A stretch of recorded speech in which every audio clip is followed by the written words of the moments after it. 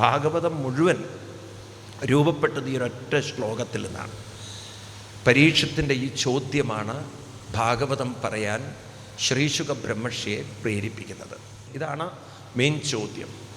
പുരുഷൻ എന്ന വാക്കിനർത്ഥം നമ്മളാകുന്ന ജീവാത്മാക്കൾ. നമ്മളെ ഓരോരുത്തരെയും പുരുഷൻ എന്ന് വിളിക്കുകയാണ്. അപ്പം നമ്മളാകുന്ന വ്യക്തിത്വം മ്രിയമാണസ്യ, മ്രിയം എന്ന് പറഞ്ഞാൽ മരണം എന്നാണല്ലോ അർത്ഥം. മ്രിയം മരണം. അപ്പം മ്രിയമാണസ്യ എന്ന് പറഞ്ഞാൽ ഇവിടെ അർത്ഥം എന്തെടുക്കണം? മരണതുല്യമായ വേദനകളിലൂടെ, വിഷമങ്ങളിലൂടെ കടന്നു പോകുന്ന ഒരാൾ, അതിൽ നിന്നും പുറത്ത് കടക്കാൻ കാര്യം ചെയ്യേണ്ടതായ കാര്യം എന്താണ്? ഇപ്പം നിങ്ങളൊക്കെ ചോദിക്കേണ്ട ചോദ്യമാണ്. ഇപ്പം പ്രായം കൂടി വരുമ്പോൾ ആരോഗ്യ പ്രശ്നങ്ങളും നമ്മൾ ഒറ്റപ്പെടുന്ന പ്രശ്നങ്ങളൊക്കെ വരുമ്പോൾ ഇതൊന്നും എന്നെ അലട്ടാതിരിക്കാൻ, മരണതുല്യമായ വേദനകളിലൂടെ ഞാൻ കടന്നു പോവാതിരിക്കാൻ ഞാൻ എന്താണ് ചെയ്യേണ്ടത്?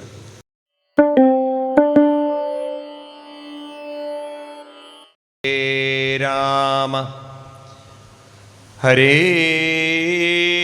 രാമ രാമ രാമ ഹരേ ഹരേ ഹരേ കൃഷ്ണ ഹരേ കൃഷ്ണ കൃഷ്ണ കൃഷ്ണ ഹരേ ഹരേ ഹരേ രാമ ഹരേ രാമ രാമ രാമ ഹരേ ഹരേ ഹരേ കൃഷ്ണ ഹരേ കൃഷ്ണ കൃഷ്ണ കൃഷ്ണ ഹരേ ഹരേ. സർവത്ര ഗോവിന്ദനാമ സങ്കീർത്തനം. ഗോവിന്ദ ഗോവിന്ദ. ശ്രീമദ് ഭാഗവതം ഇന്ന് നമ്മുടെ ജീവിതത്തിൽ ഒരു ഉത്തമ വഴികാട്ടിയാണ്. ജീവിത ദർശന ശാസ്ത്രമാണ്. മാനവരാശിക്ക് നമുക്ക് നമ്മുടെ പൂർവികന്മാരായ ഋഷിവര്യന്മാർ തന്നിരിക്കുന്ന അറിവിനെ വേദവ്യാസ മഹർഷി അത് നമുക്ക് ഒരു കഥാരൂപത്തിൽ മനസ്സിലാക്കി തരികയാണ്. ഇത് നമ്മൾ ഉൾക്കൊണ്ടുകൊണ്ട് നമ്മുടെ ജീവിതത്തിൽ ഇതിനെ എങ്ങനെ പ്രാവർത്തികമാക്കാം, അതിനെ പ്രയോഗിക്കാം എന്ന് മനസ്സിലാക്കിയാൽ ഈ ഒരു അറിവ് നമുക്ക് തരുന്ന ശക്തിയും ജീവിതത്തിലുള്ള തൃപ്തിയും അത് അനിർവചനീയമാണ്. മരണം വരെയുള്ളൊരു ജീവിതം ധന്യമാക്കാൻ നമുക്ക് പ്രധാനമായും വേണ്ട രണ്ട് കാര്യങ്ങളാണ്: മനോബലവും മനസ്സിൻ്റെ, അതായത് ശക്തിയും മനസ്സിൻ്റെ തൃപ്തിയും. ഇത് രണ്ടുമില്ലെങ്കിൽ ജീവിതം മുന്നോട്ട് പോകും തോറും ബാഹ്യമായ എന്തുണ്ടെങ്കിലും വളരെയധികം വിഷമങ്ങളും വേദനകളും പ്രയാസങ്ങളും. അപ്പം മനസ്സിനെ തൃപ്തിപ്പെടുത്തുക, മനസ്സിനെ ശക്തിപ്പെടുത്തുക. മനസ്സിനെ തൃപ്തിപ്പെടുത്താനാണ് യൗവനത്തിൽ നെട്ടോട്ട് ഓടുന്നത്. ഇന്ദ്രിയങ്ങളെ കുറേ തൃപ്തിപ്പെടുത്തി കുറേ കഴിഞ്ഞാൽ മനസ്സ് ദുർബലമാവുന്ന കാഴ്ചയാണ് നമ്മൾ കാണുന്നത്. എന്നാൽ മനസ്സിനെ തൃപ്തിപ്പെടുത്താൻ ഇന്ദ്രിയങ്ങളല്ലാതെയും വഴികളുണ്ട്. അതിനെന്താണ് വഴി എന്ന് നമ്മളാരും പഠിച്ചിട്ടുമില്ല. അതുകൊണ്ട് നമ്മളൊക്കെ ഇന്ദ്രിയങ്ങളെ തൃപ്തിപ്പെടുത്തി അവസാനം ഇന്ദ്രിയങ്ങളൊക്കെ തളർന്ന്, മനസ്സ് തളർന്ന്, അവസാനം പ്രായമാകും തോറും ശരീരത്തിൻ്റെ പ്രശ്നങ്ങൾ, മറ്റ് വിഷമങ്ങൾ, ഇതൊക്കെയായിട്ട് ദുരിതവും നരകവും അനുഭവിക്കുന്ന മനുഷ്യരാണ് നമ്മുടെ ചുറ്റും. ഇതിൽ നിന്ന് നമ്മൾ വ്യത്യസ്തരാവണം. മറ്റുള്ളവർ ജീവിക്കുന്ന പോലെ ജീവിക്കേണ്ടവരല്ല. നമുക്കൊരു കരുത്തും ശക്തിയുമൊക്കെ ഉണ്ടാവണം എന്ന് നമ്മൾ ആഗ്രഹിക്കുന്നെങ്കിൽ അതിന് നമ്മുടെ മനസ്സിനെ ആ രീതിയിലാക്കിയെടുക്കാൻ ചില അറിവ് നമുക്ക് വേണം. ഇവിടെ നമുക്ക് പറ്റിയത് എന്താണെന്ന് വെച്ച് കഴിഞ്ഞാൽ, നമ്മളെല്ലാം കാലത്തിന് വിധേയമാണ്. കാലം എങ്ങനെയാണോ നമ്മളെ കൊണ്ടുപോകുന്നത് അതിനനുസരിച്ച് നമ്മൾ പോവുകയാണ്. അപ്പം കാലം നമ്മുടെ ആരോഗ്യത്തെ കേടുവരുത്തിയാൽ നമ്മൾ അതോടുകൂടി തളരുകയാണ്. കാലം ബന്ധങ്ങളെ എടുത്ത് അകറ്റിയാൽ നമ്മൾ തളരുകയാണ്. കാലം കയ്യിൽ വല്ല നഷ്ടങ്ങളും വരുത്തിയാൽ നമ്മൾ തളരുകയാണ്. കാലം വല്ലത് അനുകൂലമായി തന്നാൽ നമ്മളിങ്ങനെ സന്തോഷിക്കാവോ, എല്ലാം അനുകൂലമാണ്. ഇങ്ങനെ കാലത്തിന് വിധേയമായി ജീവിച്ച് കാലം പൊക്കുമ്പോൾ നമ്മൾ പൊങ്ങുന്നു, കാലം താഴ്ത്തുമ്പോൾ നമ്മൾ തളരുന്നു. ഇങ്ങനെ പൊങ്ങിയും താഴ്ന്നും ജീവിക്കുന്ന ഒരു ജീവിതമാണ് ഭൂരിപക്ഷം ആളുകളുടെ ജീവിതം. അതിൽ നിന്ന് വ്യത്യസ്തരാവുക എന്ന് പറഞ്ഞാൽ കാലത്തിനെതിരെ സഞ്ചരിക്കുക. അതത്ര എളുപ്പമുള്ളൊരു കാര്യമില്ല. അതിന് കുറച്ച് മെനക്കെടാനുണ്ട്, പണിയെടുക്കാനുണ്ട്. ഇപ്പം കാലത്തിനെതിരെ സഞ്ചരിക്കലാണ് ആത്മീയത, കാലത്തിനതീതമാവുക. അതാണ് നമുക്ക് ലളിതമായി നമ്മുടെ ഭട്ടതിരിപ്പാട് പറഞ്ഞത് സാന്ദ്രാനന്ദാവബോധാത്മകമനുപമിതം കാലദേശാവദിഭ്യാം നിർമുക്തം. ഇപ്പം കാലത്തിൻ്റെ പിടിയിൽ നിന്ന്, ദേശത്തിൻ്റെ പിടിയിൽ നിന്ന് മനസ്സിനെ നമുക്ക് നിർമുക്തം, മോചിപ്പിച്ചെടുക്കണം. അപ്പം മനസ്സിനെ മോചിപ്പിച്ചെടുക്കാൻ സാധിക്കണമെങ്കിൽ നമ്മൾ മനസ്സിനെ കുറച്ച് പരിശീലിപ്പിച്ചെടുക്കണം. അതിനിപ്പം നമ്മുടെ മനസ്സെന്ന് പറയുന്നത് കുറേ ഗുണങ്ങൾക്ക് വിധേയമായി, വാസനയ്ക്ക് വിധേയമായി, അല്ലേ, കുറേ ചിന്തകൾക്കങ്ങനെ അടിമപ്പെട്ട് ജീവിക്കുകയാണ്. ഇപ്പം തമോ ഗുണം, രജോ ഗുണം, സത്വഗുണം എന്ന ഗുണങ്ങളൊരു ഭാഗത്ത് എത്രയോ ജന്മജന്മങ്ങളായിട്ട് അക്യുമുലേറ്റ് ചെയ്തിരിക്കുന്ന വാസനകൾ, രാഗദ്വേഷങ്ങൾ, പിന്നെ വേറൊരു വശത്താണെങ്കിൽ നമ്മൾ ഉണ്ടാക്കി വെച്ചിരിക്കുന്ന നമ്മുടെ ജീവിതത്തിൽ നമ്മൾ സ്വപ്നം കണ്ടിട്ടുള്ള കുറേ സ്വപ്നങ്ങൾ, ഇങ്ങനെ പലതും നിറച്ചു വെച്ചിരിക്കുകയാണ് മനസ്സിൽ. അങ്ങനെയുള്ളൊരു മനസ്സ് സത്യത്തിൽ നമുക്ക് എങ്ങനെ യഥാർത്ഥ സുഖം തരും? ഇന്ന് സുഖം എന്ന് പറയുന്നത് ആളുകൾ തെറ്റിദ്ധരിച്ച് മനസ്സിലാക്കിയിട്ടുള്ളൊരു വാക്കാണ് സുഖം. എല്ലാവരും പറയണു ജീവിതം സുഖമാവണം, സുഖമാവണം, സുഖമാവണം. പക്ഷെ എന്താണ് സുഖം? എന്താണ് സുഖം എന്നത്? ഇതിനാണ് നമ്മൾ ഭാഗവതം ശ്രദ്ധിച്ച് പഠിക്കേണ്ടത്. ഞാൻ ഈ വിഷയത്തിലേക്ക് വന്നിട്ട് നമ്മൾ ഇപ്പം പറഞ്ഞ ടോപ്പിക് കണ്ടിന്യൂ ചെയ്യാം. ഇവിടെ നമ്മൾ ഇന്നലെ പരീക്ഷത്തിൻ്റെ കഥയിൽ നിന്ന് ആരംഭിച്ചു. ഭാരതം ഭരിച്ച ചക്രവർത്തിയായിരുന്നു പരീക്ഷത്ത്. അങ്ങനെ പരീക്ഷത്ത് അദ്ദേഹം ഇന്നലെ കാളയെയും പശുവിനെയൊക്കെ കണ്ട കഥകൾ പറഞ്ഞു. കാളയുടെ 4 കാലുകൾ ധർമ്മം, അതിൻ്റെ പ്രതിരൂപമാണ് കാള. അതിൽ 3 കാലുകൾ തളർന്നിരിക്കുന്നു, 1 കാല് മാത്രം നിലനിൽക്കുന്നു എന്നുള്ള കഥകളൊക്കെ ഇന്നലെ പറഞ്ഞു. അങ്ങനെ ഇതിൻ്റെയൊക്കെ കാരണം ഈ കാള എന്ന് പറയുന്നത് ധർമ്മമാണ്. ധർമ്മത്തിൻ്റെ 4 കാലുകൾ എന്ന് പറയുന്നത് തപസ്, ശൗചം, ദയ, സത്യം എന്നൊക്കെ പറഞ്ഞു ഇന്നലെ. അപ്പോൾ ഈ 3 കാലുകൾ തളർന്നു പോകാനുള്ള കാരണം കലിയുടെ പ്രഭാവമാണ് എന്നൊക്കെ പറഞ്ഞ് ഒരിക്കൽ രാജാവ് മൃഗയാ വിനോദത്തിന് പോകുന്നതും അവിടെ വെച്ച് വളരെയധികം തളർന്നു പോയ അദ്ദേഹം വെള്ളം എവിടെയെങ്കിലും കിട്ടുമോ നോക്കുന്നതും, ഒരാശ്രമം കാണുന്നതും, അവിടെ ഒരു മുനിവര്യൻ തപോനിഷ്ഠനായിട്ടിരിക്കുന്നതും, ആ മുനി തനിക്ക് വെള്ളം തരും എന്നുള്ള രീതിയിൽ അദ്ദേഹത്തോട് വെള്ളം ചോദിക്കുന്നതും, എന്നാൽ ആ മുനി ധ്യാനത്തിൽ നിമഗ്നമായതുകൊണ്ട് ലയിച്ചിരിക്കുന്നതുകൊണ്ട്, ഇപ്പം നമ്മുടെ കുട്ടികളെ പോലെയാണ്, എന്ത് ചോദിച്ചാലും ചിലപ്പോൾ വിളി കേൾക്കില്ല അവർ, കാരണം അത്ര ധ്യാനത്തിൽ മുങ്ങി നിൽക്കുമ്പം, ഇല്ലേ? അങ്ങനെയാണല്ലോ ഇന്നത്തെ കാലത്ത്. ധ്യാനത്തിൽ അത്ര മുഴുകി നിൽക്കുന്ന സമയത്ത് അവർ പറഞ്ഞാലൊന്നും കേൾക്കാത്ത പോലെ. ഇവിടെ മുനി തോണ്ടാനൊന്നുമില്ല അന്നത്തെ കാലത്ത്. മുനി തന്നിൽ തന്നെ അങ്ങനെ നിമഗ്നനായിട്ടിരിക്കുകയാണ്, മുഴുകിയിരിക്കുകയാണ്, ലയിച്ചിരിക്കുകയാണ്. അതുകൊണ്ട് മുനി കേട്ടില്ല പുറത്തെന്താ സംഭവിക്കുന്നത്. പരീക്ഷത്തിന് അവിടെ നിന്ന് വെള്ളം എടുത്ത് കുടിച്ചാൽ മതി, അത് തോന്നിയില്ല. തന്നെ ധിക്കരിച്ചു, തന്നെ അവഹേളിച്ചു, തന്നെ ഒരു വില വെച്ചില്ല എന്നുള്ള ഒരു കോംപ്ലക്സ് ഇദ്ദേഹത്തിന് പിടികൂടി. പെട്ടെന്ന് ഇദ്ദേഹം ആ ഒരു മനുഷ്യൻ്റെ ഒരു നിയന്ത്രണം നഷ്ടപ്പെട്ടു പോയാൽ എങ്ങനെ പ്രതികരിക്കും എന്നറിയില്ലല്ലോ. ആ ഒരു വികാര പ്രക്ഷുബ്ധതയിൽ അദ്ദേഹം ചത്തു കടന്ന ഒരു പാമ്പിൻ്റെ ജഡമെടുത്ത് മുനിയുടെ കഴുത്തിലിട്ടു. ഇത്രയേ ചെയ്തിട്ടുള്ളൂ, പണി ഇത്രയൊക്കെ ചെയ്തിട്ടുള്ളൂ. ഇവിടെ പരീക്ഷത്ത് മഹാരാജാവ് ഈ മുനിയുടെ കഴുത്തിൽ ഒരു പാമ്പിനെ ഇട്ടു. ആ പാമ്പിനെ ഇട്ടതും ദൂരെ കളിച്ചുകൊണ്ടിരുന്ന മുനിയുടെ പുത്രൻ ഈ കാഴ്ച കണ്ട് പരീക്ഷത്തിനെ ശപിച്ചു കളഞ്ഞു.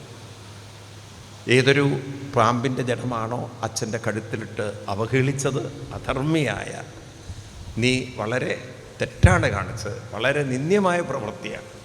അതുകൊണ്ട് പാമ്പുകളിൽ വെച്ച് വിഷമുള്ള പാമ്പായ തക്ഷകൻ കടിച്ച് ഇന്ന് തൊട്ട് 7ാമത്തെ നാൾ നിനക്ക് മൃത്യു സംഭവിക്കട്ടെ എന്ന് ശപിച്ചു കളഞ്ഞു. ഇത്തരം കഥകളൊക്കെ ഇന്നത്തെ തലമുറയോട് പറഞ്ഞാൽ ഇതൊക്കെ പണ്ടത്തെ കഥകളായിട്ട് അപ്പം നമ്മൾ കാണുക. പക്ഷേ ഈ കഥകളൊക്കെ നമ്മളെ കാലഘട്ടത്തിനെ അനുസരിച്ച് നമുക്ക് വ്യാഖ്യാനിക്കാൻ പറ്റും. അതായത് കർമ്മവും കർമ്മഫലവും, action and result. Action and result. എന്ത് പ്രവൃത്തി ചെയ്യുന്നോ അതിനനുസൃതമായിട്ട് കർമ്മഫലം രൂപപ്പെടും. അതായത് ഓരോ വ്യക്തിയുടെയും ജീവിതത്തിൻ്റെ മുന്നോട്ടുള്ള ഗതി നിശ്ചയിക്കുന്നത് ഓരോരുത്തരുടെയും ചിന്തയും പ്രവൃത്തിയുമാണ്. ആ ചിന്തകൾക്കും പ്രവൃത്തിക്കും അനുസരിച്ചാണ് കാലം നമുക്ക് ഓരോന്ന് തരുന്നത്. കർമ്മഫലം എന്ന് പറയുന്നത് കർമ്മത്തിനനുസരിച്ചാണ് കർമ്മഫലം. അതുകൊണ്ടാണ് ഭഗവാൻ കൃഷ്ണൻ പറഞ്ഞത് കർമ്മം നന്നായാലേ കർമ്മഫലം നന്നാവുള്ളൂ. ആരും ഇന്ന് വരെ ചക്കയുടെ വിത്ത്, അതായത് കുരു കുഴിച്ചിട്ടിട്ട് മാങ്ങ പ്രതീക്ഷിച്ചിട്ടില്ല. ഉണ്ടോ? കാരണം ഒരിക്കലും സംഭാവ്യമല്ലത്.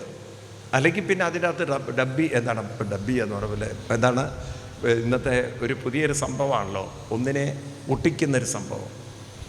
അതിൻ്റെ മുകളിൽ ഇപ്പം പുതിയൊരു ലോകത്തിലല്ലേ നമ്മൾ ജീവിക്കണം. തെങ്ങിൽ പോലും ഇന്ന് എല്ലാം മാങ്ങ വരുമെന്നൊക്കെ ചോദിച്ചു കഴിഞ്ഞാൽ ഇനിയുള്ള കാലം വന്നുകൂടാ ഇല്ല.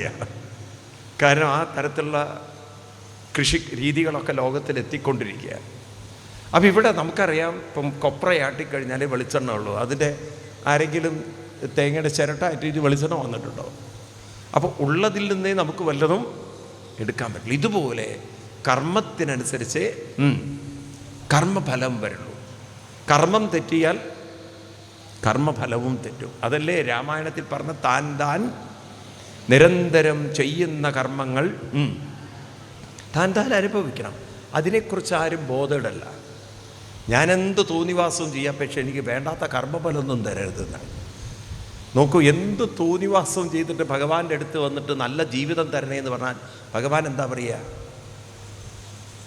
എന്ത് തോന്നിവാസവും ചെയ്തിട്ട് ജീവിതം നല്ലത് വരണേ എന്ന് പറഞ്ഞാൽ ഭഗവാൻ എന്താണ് പറയുക? നിങ്ങളാണ് ഭഗവാന്റെ സ്ഥാനത്തെങ്കിൽ എന്താ പറയുക? സപ്പോസ് ഗുരുവായൂരപ്പൻ നിങ്ങളോട് പറയാം 10 മിനിറ്റ് ഇവിടെ നിൽക്കൂ, ഞാനൊന്ന് പുറത്തു പോയിട്ട് വരാം. വരുന്നവർക്ക് എന്താ വെച്ചാൽ ഉപദേശം കൊടുത്തോളൂ പറഞ്ഞാൽ ഒരാൾ വന്നിട്ട് പറയുകയാണ് എൻ്റെ ജീവിതാനുഭവങ്ങളൊക്കെ മോശമാണ്, കഷ്ടപ്പാടാണ്, ബുദ്ധിമുട്ടാണ്. നിങ്ങളെന്താ പറയുക? പ്രവൃത്തി നന്നാവാതെ ജീവിതം നന്നാക്കിയെടുക്കാൻ ഒരാൾക്കും സാധ്യമല്ല. അപ്പം നന്നാവേണ്ടത് എന്താണ്?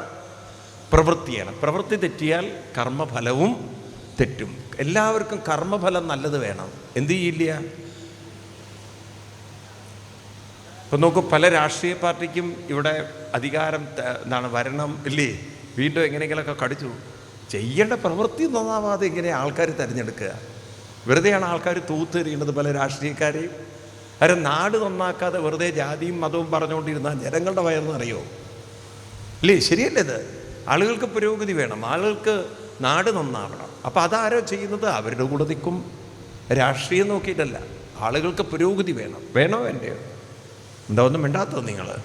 ഈ കർമ്മവും കർമ്മഫലവും എന്ന് പറയുന്നത്, ഇപ്പം നിങ്ങളുടെ വീട്ടിൽ 2 മക്കൾ, ഒരുത്തൻ നല്ലവണ്ണമൊക്കെ പഠിച്ച് ജോലിയൊക്കെ ചെയ്ത് അത്യാവശ്യം നിങ്ങളൊക്കെ സഹായിക്കെങ്കിൽ നിങ്ങൾ അവൻ വരുമ്പോൾ സ്പെഷ്യൽ അടയും വടയൊക്കെ ഉണ്ടാക്കി കൊടുക്കും.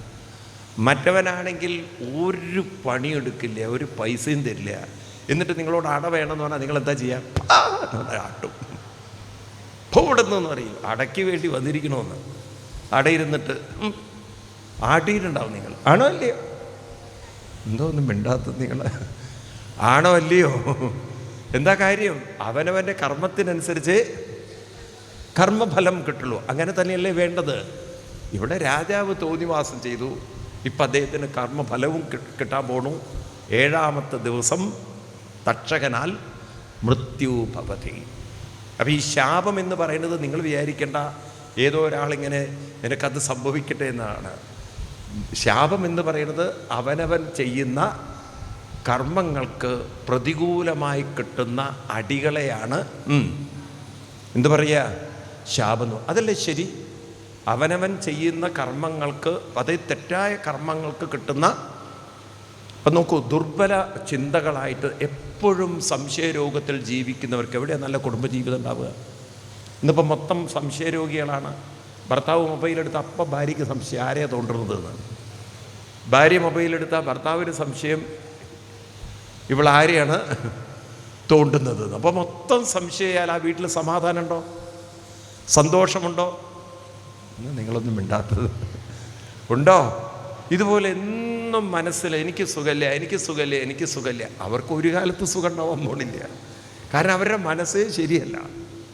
അപ്പം ആദ്യം നമ്മുടെ ചിന്തകൾ നന്നാവണം, പിന്നെ പ്രവൃത്തി നന്നാവണം. വേണ്ടേ? ചിന്തയും പ്രവൃത്തിയും നന്നായാൽ ജീവിതവും ഒരുവിധം കുഴപ്പമില്ലാതെ പോകും. ചിന്തയും ശരിയല്ല, പ്രവൃത്തിയും നന്നല്ലെങ്കിൽ എവിടെയാണ് മനുഷ്യന് നന്നാവുക? അത് തന്നെയാണ് ശാപം എന്ന് പറയുന്നത്. പരീക്ഷത്തിനിവിടെ ശാപം കിട്ടി. അപ്പം ഈ ശാപം ഇന്നിപ്പോൾ നമുക്കൊക്കെ ഉള്ളതാണ്. എന്ത്? എല്ലാവരുടെ കൂടെയുണ്ട് ശാപം. നിങ്ങൾ വിചാരിക്കേണ്ട നിങ്ങളുടെ കൂടെ ഇല്ല എന്ന്. ഇപ്പം എന്താ ശാപം എന്ന് പറയണത്? അതായത് നമ്മുടെ മനസ്സിനെ നമ്മൾ കൂടുതൽ ശക്തിയുള്ളതാക്കാൻ, തൃപ്തിയുള്ളതാക്കാൻ, സന്തോഷമുള്ളതാക്കാൻ നമ്മളെവിടെയോ ശ്രമിച്ചിട്ടില്ല. അതുകൊണ്ട് ഇത്രയും കാലമായിട്ട് നമുക്ക് കിട്ടിയിരിക്കുന്നൊരു മനസ്സ് ശക്തിയുള്ളതാണോ? ശക്തിയുള്ളൊരു മനസ്സാണോ നമുക്ക് കിട്ടിയത്? ഉറക്കെ പറയൂ. അല്ല. തൃപ്തിയുള്ളൊരു മനസ്സാണോ കിട്ടിയിട്ടുള്ളത്? കുറച്ച് പേർക്ക് ഉണ്ടാവുമായിരിക്കാം. എല്ലാവർക്കും അങ്ങനെ ഒരു മനസ്സുണ്ടോ? ഇപ്പം നമ്മൾ ഈ തൃപ്തി എന്നൊക്കെ പറയണതുണ്ടല്ലോ, ഇപ്പം നമ്മുടെ ഒരു കൃത്യമായി ശമ്പളം കിട്ടുന്നുണ്ടാവും, പെൻഷൻ കിട്ടുന്നുണ്ടാവും. അതൊക്കെ ഒന്ന് മുടങ്ങട്ടെ. നിങ്ങൾക്ക് ഒരു 6 മാസം നിങ്ങൾ KSRTC പോയി ജോലി ചെയ്യൂ, എന്നാലേ അറിയുള്ളൂ നിങ്ങൾക്ക് എന്താ തൃപ്തി എന്നുള്ളത്. ശമ്പളവും ഇല്ല, അതിൻ്റെ ഇടയ്ക്കുള്ള ഷുഗറും മറ്റുള്ള രോഗങ്ങളൊക്കെ കൂടെ വന്ന് വലയ്ക്കുമ്പോൾ തൃപ്തിയുള്ളൊരു ജീവിതം കിട്ടുമോ? പറയൂ.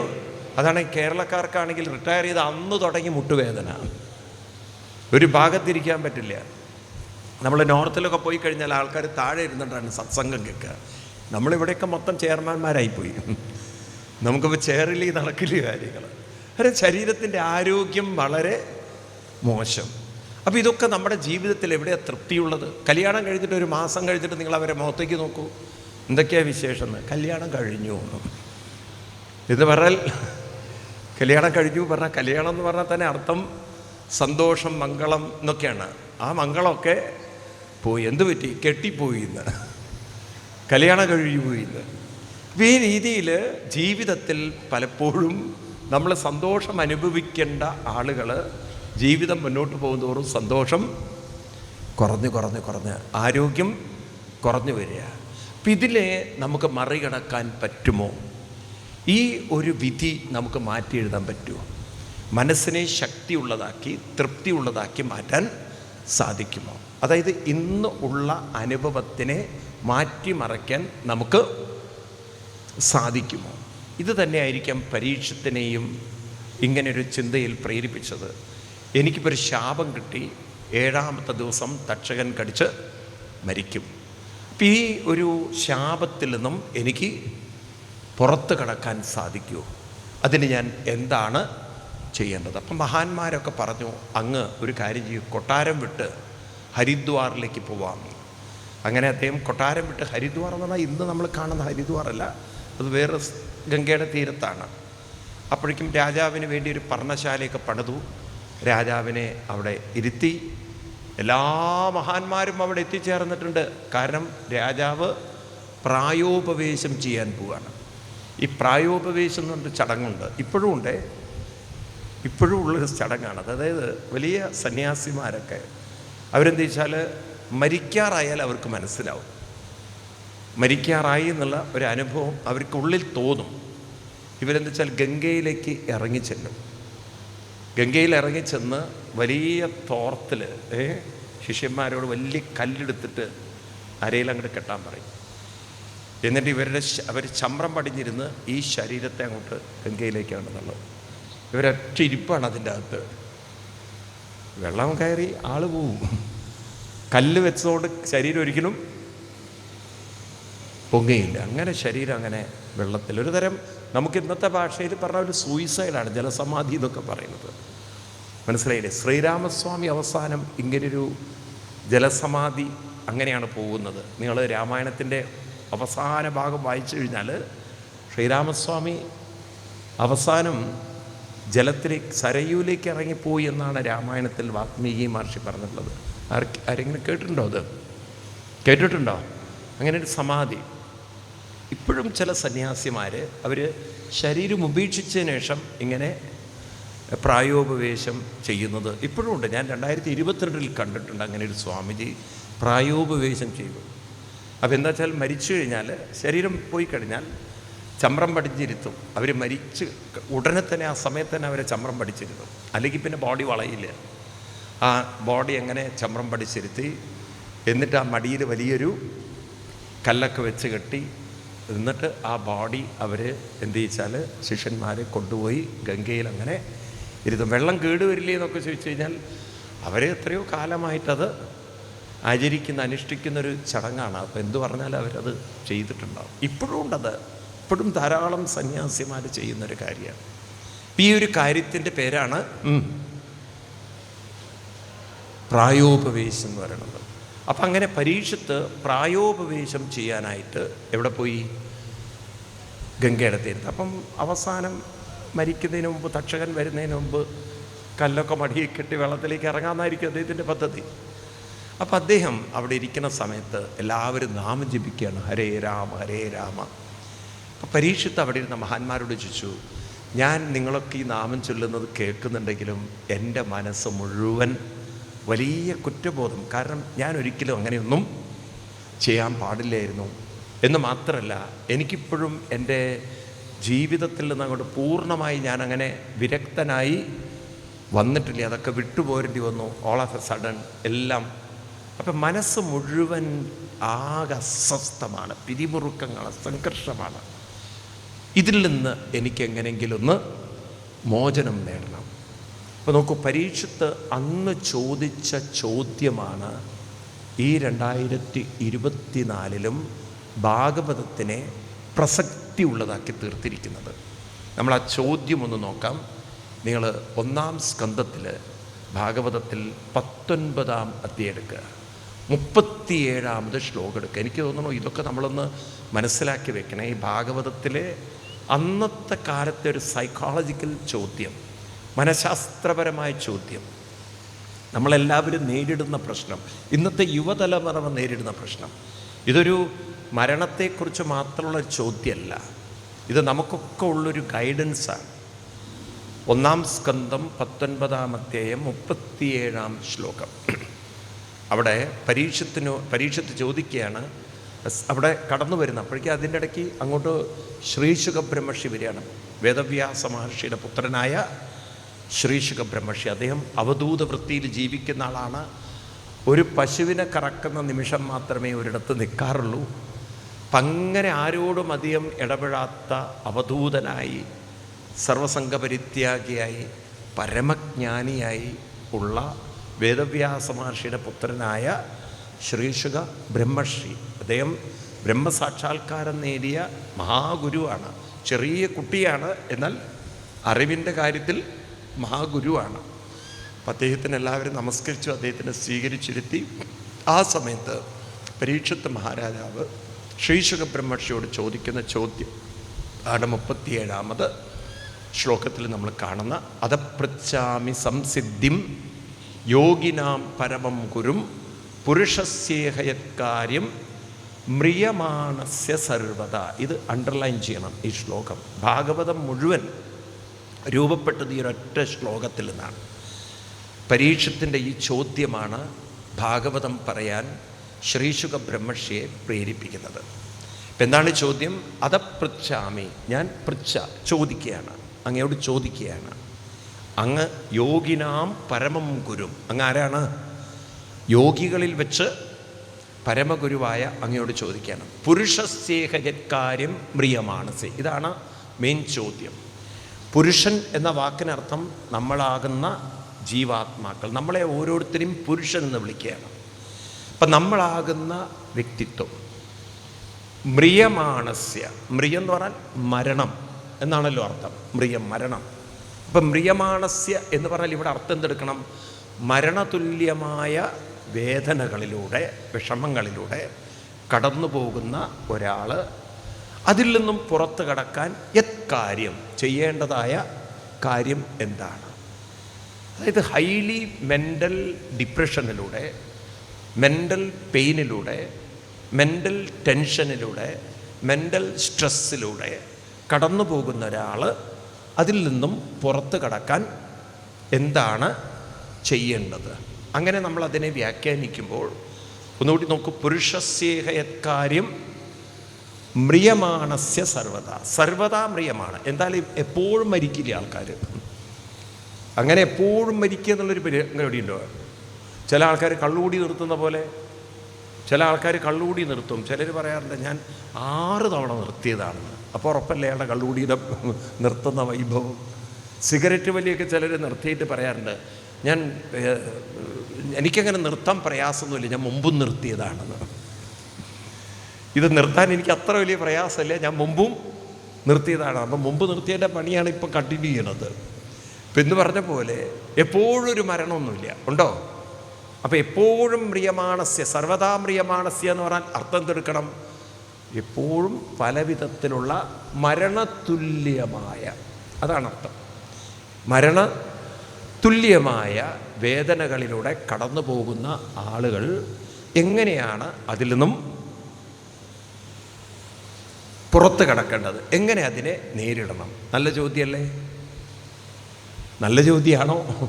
ഈ കാലഘട്ടത്തിന് പറ്റുന്ന ചോദ്യമാണോ? എന്താ ഒന്നും വേണ്ടാത്ത നിങ്ങൾ? ഇപ്പം നിങ്ങളൊക്കെ ചോദിക്കേണ്ട ചോദ്യമാണ്. പ്രായമാവുകയാണ്, പലരും ഇവിടെ ഓൾമോസ്റ്റ് പ്രായമായവരാണ്. അപ്പോൾ പ്രായം കൂടി വരുമ്പോൾ ആരോഗ്യ പ്രശ്നങ്ങളും നമ്മൾ ഒറ്റപ്പെടുന്ന പ്രശ്നങ്ങളൊക്കെ വരുമ്പോൾ ഇതൊന്നും എന്നെ അലട്ടാതിരിക്കാൻ, മരണതുല്യമായ വേദനകളിലൂടെ ഞാൻ കടന്നു പോവാതിരിക്കാൻ ഞാൻ എന്താണ് ചെയ്യേണ്ടത്? വേണ്ടതല്ലേ? പറയൂ, വേണ്ടതാണോ? ഈ ഒരു ചോദ്യത്തിന് ഉത്തരം ആര് കൊടുക്കണം? ഇനി ആര് കൊടുക്കണം? ശ്രീശുക ബ്രഹ്മർഷി കൊടുക്കണം. ഇപ്പം നമ്മുടെയൊക്കെ പലരുടെയും ധാരണ എന്താ അറിയോ? പ്രായമായി, അതിപ്പോൾ എല്ലാവർക്കും ഉണ്ടല്ലോ പ്രായമായി എന്നുള്ളത്. ചില സമയത്ത് കാലിന് മുട്ടിനൊക്കെ വേദന വന്നിട്ട് ഒരാൾ ഒരിക്കലും ഇങ്ങനെ ഡോക്ടറെ അടുത്ത് പോയി, സിവിയർ മുട്ടുവേദന. അപ്പോൾ ഡോക്ടർ പറഞ്ഞു 80 വയസ്സായില്ലേ, അപ്പം ഇത്തിരി വേദനയൊക്കെ ഉണ്ടാവില്ലേ? അപ്പം പറഞ്ഞു എൻ്റെ വലത്തെ കാലിനെ വേദനയുള്ളൂ എന്ന്. അതെൻ്റെ പ്രായത്തിൻ്റെ ആണെന്ന്. പക്ഷെ എൻ്റെ ഇടത്തെ കാലിനും അതേ പ്രായമാണ്, പക്ഷെ വേദന ഇല്ല എന്ന്. അതിന് 80 വയസ്സായിട്ടുണ്ട്, പക്ഷെ ഇതുവരെ വേദന വന്നിട്ടില്ല. അപ്പോൾ പ്രായമാണ് രോഗങ്ങൾക്ക് കാരണം. അതുപോലെ തന്നെ ഇന്നത്തെ സാഹചര്യങ്ങളാണ്, അങ്ങനെയൊക്കെയാണ് നമ്മൾ ധരിച്ചിരിക്കുന്നത്.